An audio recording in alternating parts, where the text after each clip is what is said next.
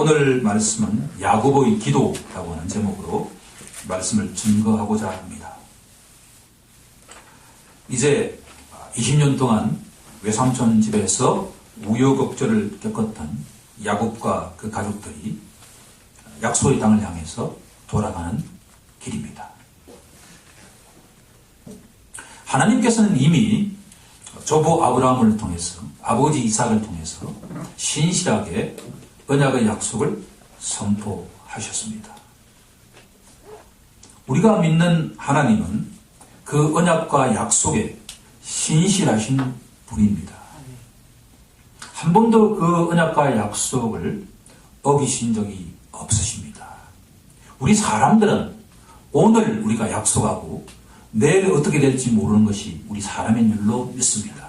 하지만 이 세상 만물의 창조주이시고 모든 주권자이신 하나님은 한 번 약속하신 것은 절대로 변개치 않으신 줄로 믿습니다. 그래서 우리들은 신실하신 하나님이라고 우리들은 고백할 줄로 믿습니다.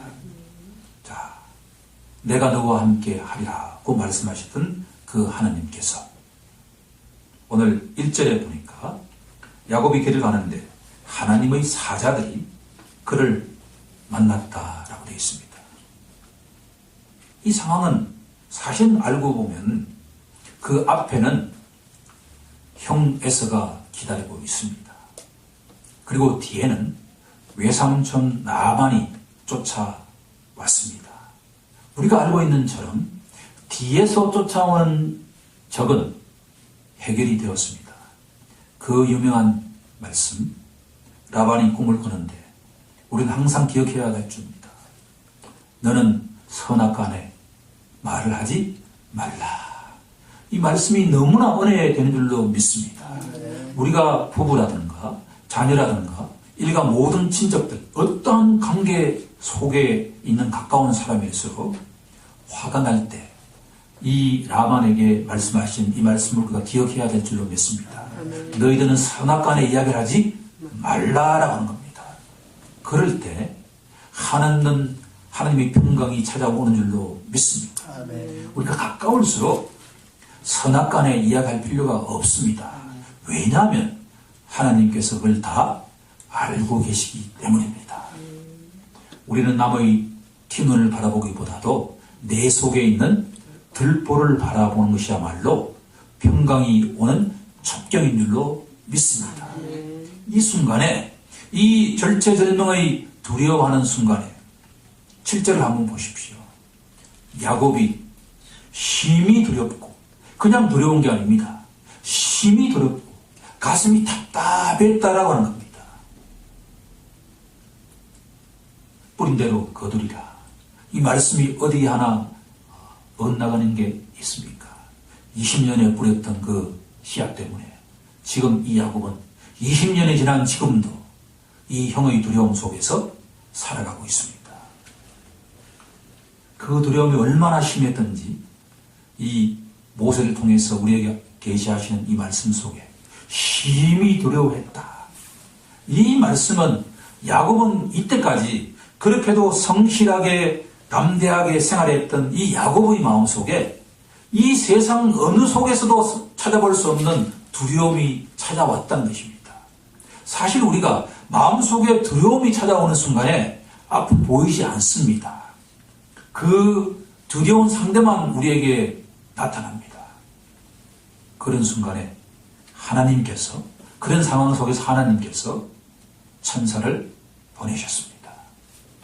천사를 보냈는데 2절에 보니까 야곱이 그들을 볼 때 이러기를 이는 하나님의 군대라. 천사가 한두 명이 아닌 줄로 믿습니다. 이 두려워하는 이 야곱에게 심히 두려워하는 답답해하는 이 야곱에게 천군 천사가 앞에서 야곱보다도 먼저 가고 있다라고 하는 것을 가르쳐주는 것입니다. 이것은 무엇을 의미하냐 그러면 때가 되어서 예굽에서 200만 명이 달하는 수많은 주의 백성들이 출애굽하고 난 뒤에 그 광야길을 40년 걸을 때 낮에는 구름 기둥으로 밤에는 불기둥으로 인도하신 그 하나님의 은혜를 예표하고 있는 것입니다. 실질적으로 우리 주 예수 그리스도께서도 십자가의 처형을 당하실 때 내가 만약 이 땅이 나의 조국이라고 한다 그러면 지금도 하나님께서 천군 천사를 수많은 군대를 보내서 물리칠 수가 있다라고 말씀을 하셨습니다.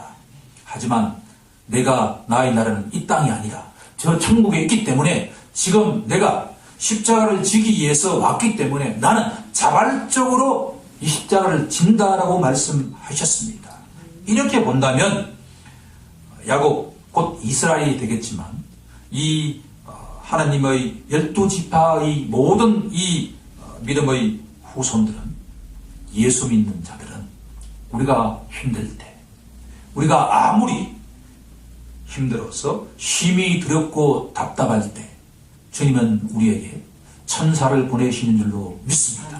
우리보다 먼저 천사를 대동하시고 그 앞길을 헤쳐나가는 줄로 믿습니다. 중요한 것은 야곱처럼 지금 있는 곳을 떠나라 할 때 우리는 떠나야 되는 줄로 믿습니다.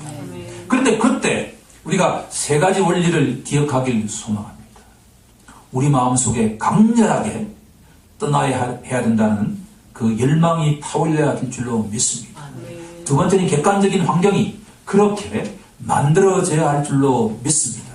세 번째는 하나님의 말씀 속에서 떠나야 된다는 메시지가 있어야 할 줄로 믿습니다. 그럴 때 야곱처럼 떠나는 것입니다. 그리고 떠날 때도 절대로 우리는 야곱처럼 도망가서는 되지 않는 줄로 믿습니다. 의인은 절대로 흔들려서는 되지 않습니다. 사자처럼 담대하게 우리가 인사할 곳에 철저하게 인사하면서 품위 있게 질서 있게 그것을 떠나야 할 줄로 믿습니다. 이것은 우리에게 영적으로 엄청난 중요한 원리를 제시합니다. 우리는 어떠한 곳이라도 제 믿음 생활을 한번 돌이켜보면 제가 예수님 믿고 난 뒤에 우리 학교 신우회에 바로 예배에 참여했습니다. 많은 분들이 갑자기 예수 믿지 않는 자가 믿고 난 뒤에 뜨겁게 나오니까 다 놀랐습니다. 그리고 소개해 준 곳이 바로 원주 침례교회였습니다. 그때는 제가 침례교회가 어떤 것인지 몰랐습니다. 근데 가서 보니까 침례교인이 되어서 지금 목회자가 되었죠. 그런데 알고 보니까 교회는 내가 정하는 것이 아니라 주님이 정해 주신다라고 하는 것을 알았습니다. 저는 그때 하나님께서는 이미 목회자로 예배해 놓으신 줄로 믿습니다. 저는 절대 몰랐습니다. 그런데 제가 그 교회를 떠날 때가 왔다라고 하는 것을 알았습니다. 세 가지 원리에 비춰보니까 제가 보기에 그렇게 되었는 줄로 믿습니다. 세 가지 원리에 따라서 저는 떠났습니다. 그런데 그 떠날 때도 제가 명확하게 품위 있게 질서 있게 떠나는 줄로 믿습니다. 저는 그 교회에서 아무것도 요청하지 않으니까 교회 개척하기만 해달라고 했습니다. 아무런 성도가 나오지 않았습니다. 원하는 자들도 있었습니다. 그런데 제가 단호하게 거절했습니다. 그리고 이 교회에 저와 사모가 시작을 했습니다. 그때는 아무것도 눈에 보이지 않았습니다. 쉬운 게 아니었습니다. 근데 시간이 지나니까 생각하지 못했던 장로님과 집사님이 우리 교회에 파송을 해주셨고, 그리고 전혀 생각하지 못했던 우리 여기에 있는 네 분들이 이 교회에 더해 준 줄로 믿습니다. 이 모든 것들은 내가 보니까 하나님께서 불러 모으신 것입니다. 실질적으로 때가 되면 주님이 우리를 부르시면 이 덕성교회를 떠날 것입니다. 또 새로운 또 사역을 줄 수도 있습니다. 하지만 그 떠나는 원리는 이 야곱의 원리에서 배웠던 그 원리에 따라야 되는 줄로 믿습니다. 주님이 떠나라 그러면 떠나야 됩니다. 그런데 내 마음속에 한 그 열망이 있는 것만으로 우리는 교회를 떠날 수는 없습니다. 그거는 절대 주님이 원하시는 것이 아닌 줄로 믿습니다. 교회의 주인은 철저하게 우리 주 예수 그리스도임을 믿습니다. 저는 저희 신앙생활, 짧은 신앙생활 속에서 철저하게 그것을 체험했습니다. 그리고 지금도 역사하고 계신 줄로 믿습니다. 1년 뒤, 10년 뒤 우리 교회의 모습이 어떤 모습인지 저는 모릅니다. 그런데 주님이 어떤 비전을 갖고 있는 줄로 믿습니다. 우리에게 요청되는 것은 주님의 그 비전을 우리가 순종하면서 오늘 하루도 열심히 빛의 자녀로서 살아갈 때 주님의 방식으로, 주님의 때 주님께서 역사하시는 줄로 믿습니다. 그것이 교회의 기본적인 원리인 줄로 믿습니다. 자, 오늘 이 말씀을 보게 되면 하나님의 군대라, 수많은 천군 천사의 그 군대를 바로 야곱이 이렇게 고백합니다. 마하나임이라고 고백합니다. 마하나임, 하나님의 군대, 하나님의 군사인 줄로 믿습니다. 야곱을 이렇게 인도해 주셨던 하나님의 군사, 천군 천사가 우리 여기에 있는 성도 한 사람 한 사람의 삶 속에서도 이렇게 역사하실 줄로 믿습니다.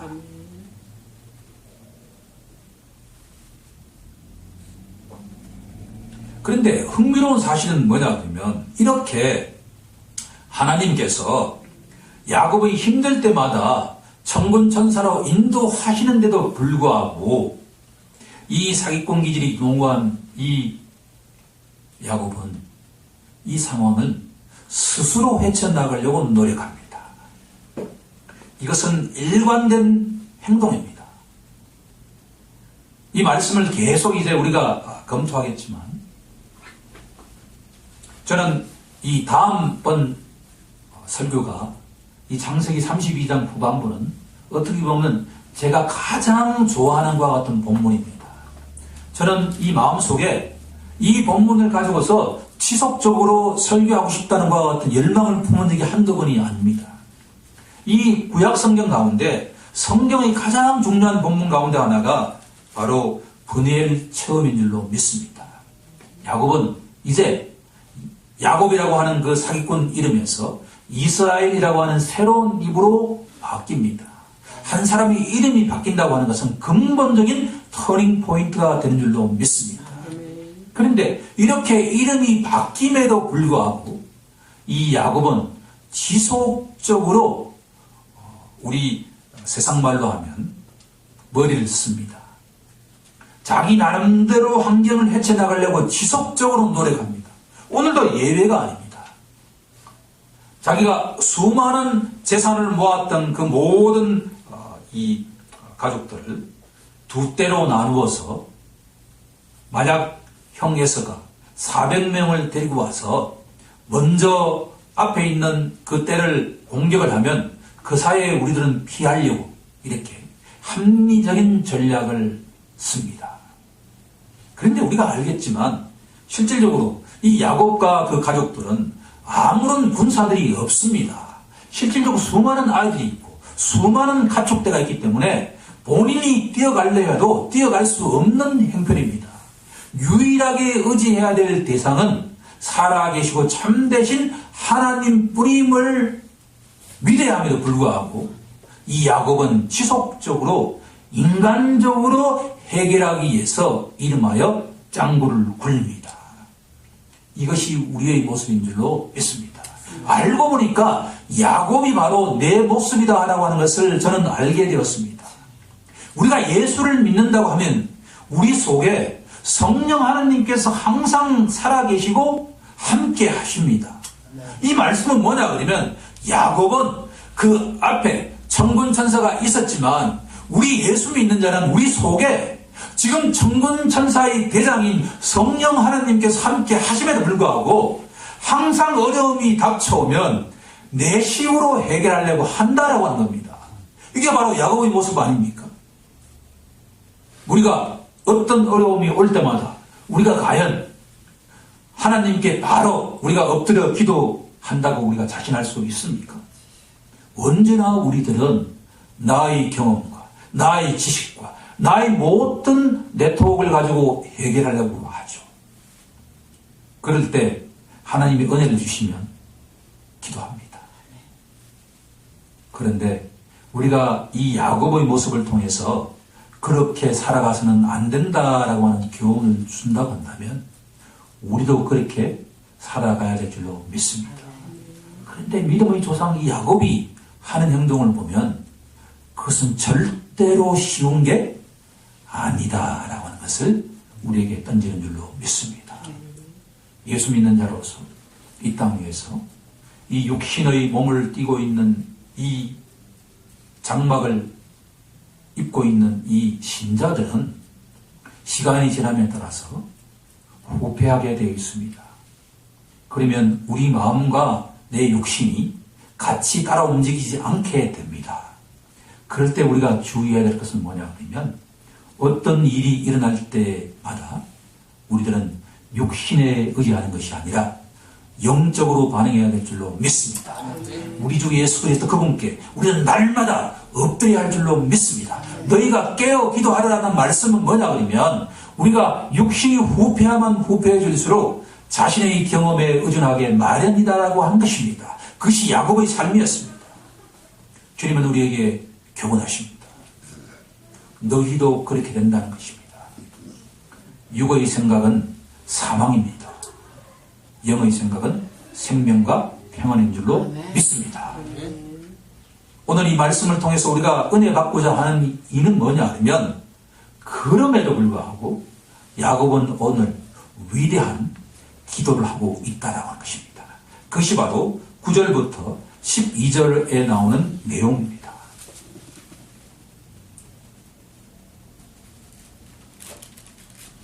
야곱이 또 이르되 기도의 형식이 아닌 걸로 되어 있지만 실질적으로는 기도입니다.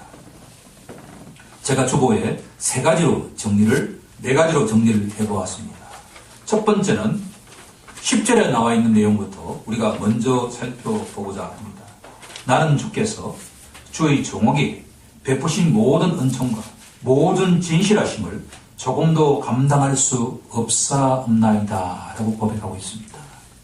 이것은 진짜 중요한 것과 같은 고백인 줄로 믿습니다. 야곱이 그렇게 사기꾼 기질이 많은 야곱이 하나님께 연락되는 근본적인 이유는 뭐냐 그러면 야곱 자신은 자신이 어떤 존재인지를 명확하게 알았다라고 하는 겁니다. 언제인지는 모르지만 이제 야곱도 상당한 나이가 들었고 자기의 많은 가족들이 생겼습니다.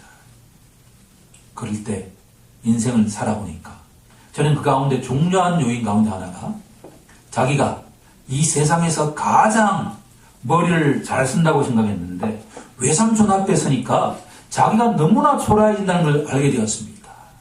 자기가 오른쪽으로 생각하면 외삼촌은 그 몇 단계를 더 생각해서 울타리를 딱 친다는 것을 알았습니다.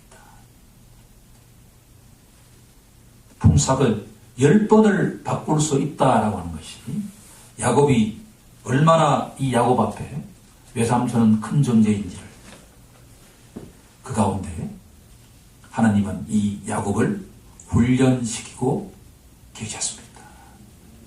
아까 우리 점심을 먹고 났는데 같이 교제를 하는 가운데 우리 염정희 성도님이 자세한 내용은 모르지만 바깥 분하고 이렇게 관계 속에서 그 당시에는 상당히 힘들었지만 지나고 나니까 그것이 오히려 전화위복이 되고 교훈적이고 훈련시킨다라고 하는 이야기를 했습니다. 우리 모두가 예외가 없는 줄로 믿습니다. 그 당시에는 힘들죠.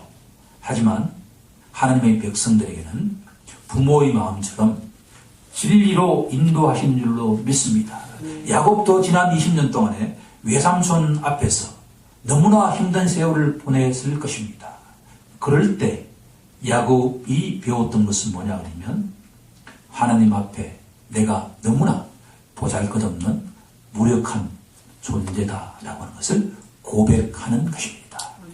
우리가 하나님이 가장 인정하시는 출발은 뭐냐 그러면 나의 모든 의와 나의 모든 것들 다 두 손 두 발 다 내려놓을 때 그것이 바로 회개할 때라고 하는 것입니다. 하나님 앞에 나는 아무것도 아닙니다. 주님, 내가 지금까지는 내가 괜찮은 놈인 줄 알았는데 하나님 앞에 보니까 나는 쓰레기입니다 라고 하는 그와 같은 고백이 바로 이 야곱의 고백인 줄로 믿습니다. 하나님이 나에게 주신 이 모든 은총, 이 모든 정, 이 모든 가족, 이 모든 네트워크, 이 모든 것들이 나는 아무런 자격이 없는 자인데 하나님이 선물로 주셨습니다 라고 하는 고백인 줄로 믿습니다. 이 고백이야말로 하나님께 연락되는 것인 줄로 믿습니다. 우리는 날마다 주님 앞에 하나님, 제가 아무것도 아닌 파산자입니다 라고 하는 고백이 우리의 고백이 되기를 간절히 소망합니다. 자, 이렇고 난 다음에 두 번째로 이 야곱이 하나님께 기도하는 것은 뭐냐 그러면 바로 언약 관계를 하나님께 알려준다라고 하는 겁니다. 바로 9절에 나와 있는 내용입니다. 내 조부 아브라함의 하나님, 내 아버지 이삭의 하나님 여호와여. 이 말씀은 우리에게 너무나 친숙한 말씀입니다. 출애굽기에도 가면 모세가 하나님을 만날 때 나는 내 하나님이다. 그럴 때 어떤 구절로 나와 있나 그러면 아브라함의 하나님, 이삭의 하나님, 야곱의 하나님, 이 세 말씀이 마치 삼위일체 하나님을 상징하는 것처럼 우리에게 울려 퍼집니다. 복음서에도 이 말씀을 줄기차게 인용되고 있습니다. 아브라함의 하나님, 이삭의 하나님, 야곱의 하나님. 이 하나님은 바로 언약의 하나님인 줄로 믿습니다. 하나님께서 아무런 자격 없는 아브라함에 나타나셔서 내가 너의 후손으로 하여금 복의 근원이 되게 하리라. 내가 이 가나안 모든 땅을 너와 후손에게 주리라. 그 말씀을 일관되게 아브라함에게 말씀하셨던 그 하나님, 그 하나님이 동일하게 이삭에게 나타나셔서 이삭에게 말씀하시고 또 이 야곱에게 나타나서 야곱에게 말씀하시는 이 하나님, 이 하나님은 바로 언약의 하나님인 줄로 믿습니다. 하나님은 관계의 하나님인 줄로 믿습니다. 하나님은 추상적인 분이 절대 아닙니다. 바로 사랑의 관계를 맺고 있는 성부, 성자, 성령의 하나님께서는 동일하게 자기가 택한 백성인 아브라함과의 관계를 맺으신 하나님, 이삭과의 관계를 맺으신 하나님, 야곱과 관계를 맺으시는, 관계를 소중히 하시는 하나님이다라고 하는 것입니다. 아멘. 그러면 나에게 살아계시고 참되신 하나님은 어떤 하나님입니까? 그것은 바로 우리 주 예수 그리스도의 아버지 하나님인 줄로 믿습니다. 아멘. 이 비밀이 신약을 살아가는 우리에게 중요한 언약의 하나님인 줄로 믿습니다. 아멘. 이 말씀은 바로 사도 바울이 우리에게 에베소서 1장 3절을 통해서 우리에게 알려주고 있습니다. 구약에서 아브라함의 하나님, 이삭의 하나님, 야곱의 하나님은 신약에 와서는 우리 주 예수 그리스도의 아버지 하나님인 줄로 믿습니다. 네. 하나님은 살아계시는 하나님입니다. 하나님 앞에 아브라함은 살아있는 존재인 줄로 믿습니다. 예수 그리스도 안에 있는 자는 그 어떤 존재도 지금부터 4,000년 전에 살았던 존재도 살아있는 존재인 줄로 믿습니다. 야곱의 이 고백은 하나님과의 언약 관계를 중시하는 것과 같은 기도인 줄로 믿습니다.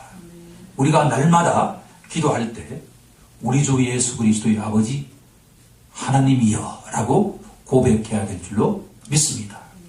세 번째는 뭐냐 그러면 바로 같은 구절에 나와 있습니다. 주께서 전에 내게 명하시기를 내 고향 내 족속에게로 돌아가라. 내가 내게 은혜를 베풀리라 하셨나이다 라고 야곱은 기도하고 있습니다. 세 번째는 우리의 기도는 하나님께서 약속하신 말씀에 의지해서 기도해야 된다라고 하는 겁니다. 이것은 너무나 중요한 내용인 줄로 믿습니다. 우리가 늘 깨어 기도하라고 말씀하십니다. 너희가 시험에 들지 않으려면 늘 깨어 기도해야 된다라고 말씀하십니다. 근데 우리가 기도할 때 하나님이 가장 원하시는 기도는 뭐냐 그러면 하나님이 약속하신 약속의 말씀에 의지해서 기도하는 것인 줄로 믿습니다. 요즘 새롭게 제가 또 기도를 붙잡고 있는 말씀이 뭐냐 그러면 빌립보 간수에게 선포하신 말씀입니다. 사도행전 16장 31절 말씀입니다. 우리가 잘 알고 있는 말씀입니다. 주 예수를 믿으라. 그리하면 너와 내 집이 구원을 받으리라. 저는 예수를 믿고 난 뒤에 새벽 예배를 처음부터 깨우기 시작했습니다. 그럴 때 저에게 가장 근본적인 질문 가운데 하나가 뭐냐 그러면 이 말씀을 묵상하고 있는데 주 예수를 믿으라. 내가 구원을 받으리라. 그럼 너무나 당연한 말씀이죠. 제가 예수를 영접하면 제3과 영생 목록을 준다고 말씀하셨으니 아멘 하는 순간에 저는 구원의 확신과 영생에 대한 소망을 갖게 되었습니다. 그런데 주 예수를 믿으라. 그리하면 너와 내 집이 구원을 받으리라. 왜 너와 내 집을 넣었을까라고 하는 것을 저는 계속 질문했습니다. 그런데 그 질문을 하는 순간에 어느 새벽에 갑자기 제 마음속에 우리 아버지와 어머니가 너무나 불쌍해 보이기 시작했습니다. 예수를 모르고 저렇게 살아가신 저분이 오늘 밤에 하나님이 저 영혼을 데리고 가면 지옥에 갈 텐데 그 생각이 도달하니까 아버지 어머니를 위해서 눈물을 쏟으면서 펑펑 울면서 기도했습니다. 그러고 난 뒤에 우리 두 아들을 가만히 또 생각해 보니까 저 아이들이 예수를 믿지 않고 이 땅을 떠나면 지옥불에 처해질 텐데 그러니까 또 그 영혼들을 위해서 지속적으로 기도하게 되었습니다. 그런데 그러고 난 뒤에 한 1년 반 지나고 난 뒤에 어느 날 갑자기 우리 부친께서 주위에 있는 교회를 찾아가서 그 다음 주부터 교회에 나가기 시작했습니다. 그러고 난 뒤에 제가 확실하게 알았습니다. 주 예수를 믿으라. 그리하면 너와 내 집이 구원을 받으리라.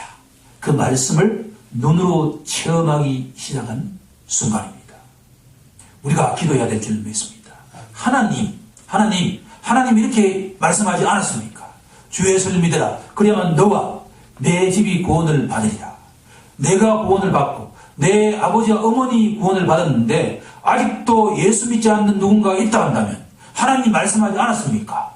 나를 구원시켜 주는 것은 감사합니다. 그런데 그 영혼도 구원시켜 줘야 되지 않습니까? 라고 기도하는 것이 아버지 하나님께 부합되는 기도인 줄로 믿습니다. 여기 야곱이 그렇게 기도하고 있습니다. 야곱이 밧단 아람을 떠나기 직전에 하나님이 나타나셔서 오종적으로 내가 너를 지키겠다. 내가 너를 도우겠다. 내가 너를 데려가겠다. 그렇게 약속합니다. 그 약속을 지금 야곱은 붙들고 있는 줄로 믿습니다. 하나님 그때 그렇게 말씀하지 않았습니까? 하나님 약속을 지키십시오 라고 하나님께 요구하고 있는 것입니다. 우리는 어떻게 보면 하나님께 당돌할 필요가 있습니다. 하나님 성경에 이렇게 말씀하지 않았습니까? 약속에 신실하신 하나님께서 지키십시오 라고 요청해도 되는 줄로 믿습니다. 절대 그것이 하나님께 불경한 것이 아닙니다. 하나님은 우리 믿는 자들이 똑똑해지기를 원하십니다.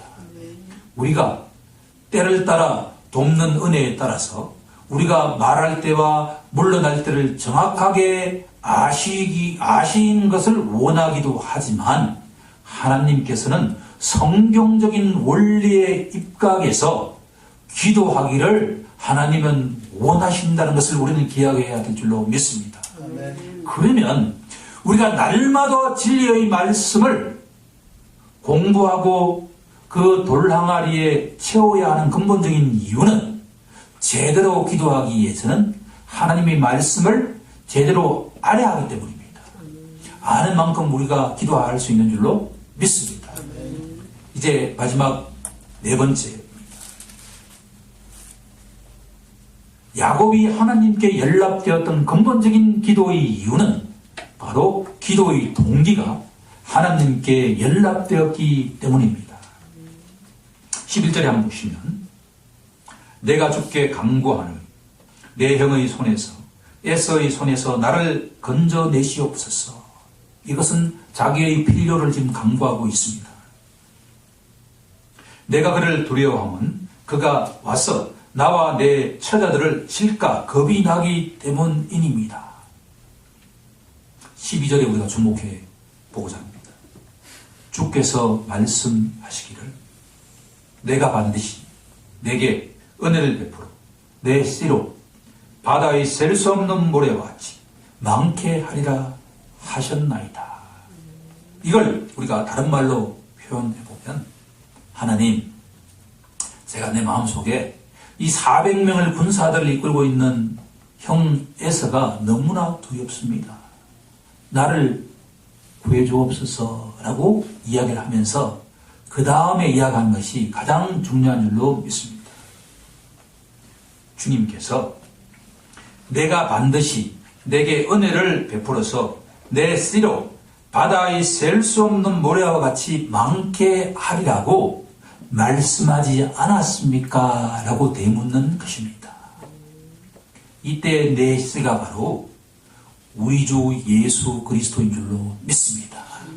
하나님께서 나를 이 절체절명의 상황에서 이 에서형의 군대로부터 구해 주셔야만 하나님께 영광이 되는 것이 아닙니까? 라고 하는 질문입니다. 이것도 역시 야곱은 정확하게 하나님의 뜻이 무엇인지를 알고 있는 줄로 믿습니다. 아브라함, 자기의 조부 아브라함에게 말씀하신 이 하나님은 때가 되면 아브라함의 후손, 야곱의 후손, 다윗의 후손인 예수 그리스도를 통해서 천하 만민이 복을 받게 될 것이다 라고 하는 그 하나님의 뜻을 지금 가르쳐주고 있다라고 볼 수가 있기 때문입니다. 그것이 바로 하나님께서 나를 구해 주시는 것이 하나님께는 영광이 된다라고 하는 것을 일깨워 주고 있다라고 하는 것입니다. 이것이야말로 우리가 기도의 모델인 줄로 믿습니다. 기도는 우리가 하나님께 요청하는 것이고 하나님께 간구하는 것임은 틀림이 없지만 성경의 지속적인 일관된 메시지가 무엇인지를, 하나님의 뜻이 무엇인지를, 하나님의 마음이 무엇인지를 우리가 알고 난 뒤에 그 마음과 뜻에 부합되도록 우리가 말씀을 인용하면서 하나님께 오히려 역으로 요청하는 것이 하나님이 원하시는 기도가 될 수 있다라고 하는 것이 오늘의 메시지인 줄로 믿습니다. 아멘. 자, 오늘 이 말씀을 우리가 정리하면서 마음에 새기기를 원합니다. 400명이 달아난 이 형에서의 두려움에 떨고 있는 이 상황 속에서 하나님께서는 천군 천사 마하나임을 보내셔서 우리를 지켜주시는 분이라는 것을 항상 기억하길 소망합니다. 그렇지만 그럴 때도 우리들은 야곱처럼 기도해야 될 줄로 믿습니다. 기도는 첫 번째로 나의 무력함과 내가 아무것도 아닌 것을 하나님께 고백하는 것부터 시작되어야 할 줄로 믿습니다. 두 번째는 하나님께서는 아브라함의 하나님, 이삭의 하나님, 야곱의 하나님이듯이 오늘날에는 우리 주 예수 그리스도의 아버지 하나님에게 우리가 기도를 해야 될 줄로 믿습니다. 세 번째는 하나님께서 약속하신 수많은 그 말씀을 우리가 인용하면서 그 말씀에 의지하면서 하나님 이렇게 말씀하지 않으셨습니까? 하나님 역사하옵소서라고 우리가 기도해야 될 줄로 믿습니다. 나머지 기도는 그 우리의 필요에 대한 요청이 하나님의 영광을 위한 것이라는 것을 우리가 고백해야 될 줄로 믿습니다.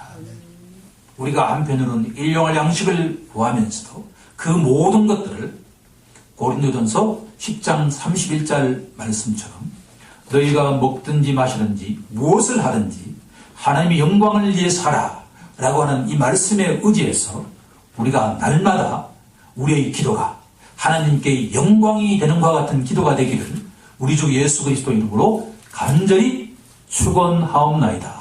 아멘.